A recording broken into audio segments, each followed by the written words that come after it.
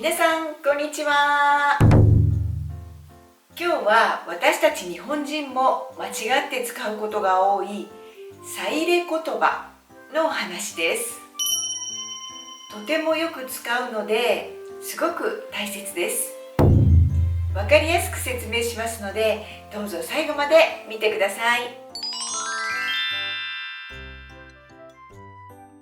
まずさ入れ言葉というのはどんな言葉なのかを説明しますね。以前の動画でら抜き言葉を説明しました。それとは逆でさは必要がないのにさを入れて使ってしまう表現のことを言います。皆さんは明日行かせていただきますやビールを飲ませていただきますというような表現を聞いたことがありますか？これは自分の行いを相手に許可してもらって行っている時に使うとても丁寧な表現です。動詞は行かせる、飲ませるなどの詞液形を使っています。また許可を得る時にも同じ詞液形を使って行かせてください、飲ませてくださいなどと言います。でもこれらの表現を生かさせていただきますや飲まさせていただきますと間違って使っている場合がたくさんあります。ではどんな時にさが必要でどんな時にさは必要ないんでしょうか？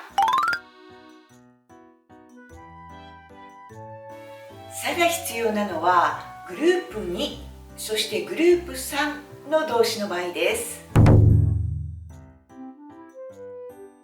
例えばグループ2の動詞食べますの場合は食べさせて、寝ますの場合は寝させて、そして開けますの場合は開けさせてというふうになります。いつもグループ2はとても簡単ですよね。ますを取って食べさせて、寝させて、開けさせてというふうになります。そしてグループ3には2つの動詞があります。しますの場合はさせて、来ますの場合は読み方に注意しなければなりませんが来させてというふうになります。そして問題なのはグループ1の動詞です。最初の例文にもあったように行きますは行かせて、飲みますは飲ませてというふうになります。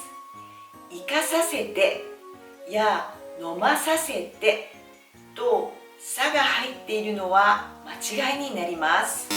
ではグループ1の他の動詞を一緒に考えてみましょう。まずは働きます。どうなると思いますか？働きます。働かせてとなりますよね。詞液形がわからない場合は内形を思い出してみましょう。例えば呼びます。これを内形にするとどうなりますか？そうですよね。呼ばないですよね。なので呼ばせてとなります。他にタバコを吸いますの吸いますという動詞、これの内形を思い出してみてください。吸わないですよね。なので吸わせてとなります。実はとてもシンプルです。グループ1の動詞に注意していればあまり間違えることはないと思います。ただし、もしかしてこれ例外じゃないのという動詞もあります。それはますの前がしの動詞です。ますの前がしの場合はそれを内形にするとさになりますよね。なのでさせてとなります。これは当然のことなんですがちょっと混乱してしまうかもしれません。例えばますの前がしの他の動詞を見てみましょう。話しますは話させて、消しますは消させて、そして出しますは出させてとなります。そしてもう一つ大切なこと、見せてと見させて、これは両方とも正しい言い方になります。この2つの表現、元の動詞を考えてみましょう。見せてというのは見せる、見せますという動詞ですよね。その動詞の定型にくださいをつけて見せてくださいという言い方になります。これは最初の段階で習いますよね。そして見させて、見させてくださいと言いますが、これはどんな動詞だと思いますか？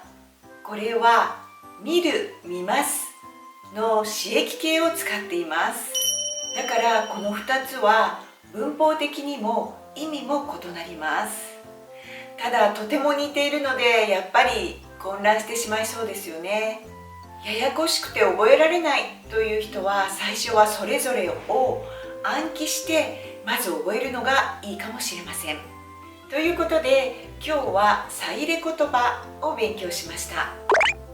本当に混乱してしまいそうになる気持ちはわかるんですが、あまり難しく考えずに、まずはルールを頭に入れて、そして何回も繰り返して口に出して使ってみてください。そうすると自然に耳に入ってきて覚えることができると思います。今日も最後まで見てくれてどうもありがとうございました。それではまた次回の動画でお会いしましょう。バイバーイ。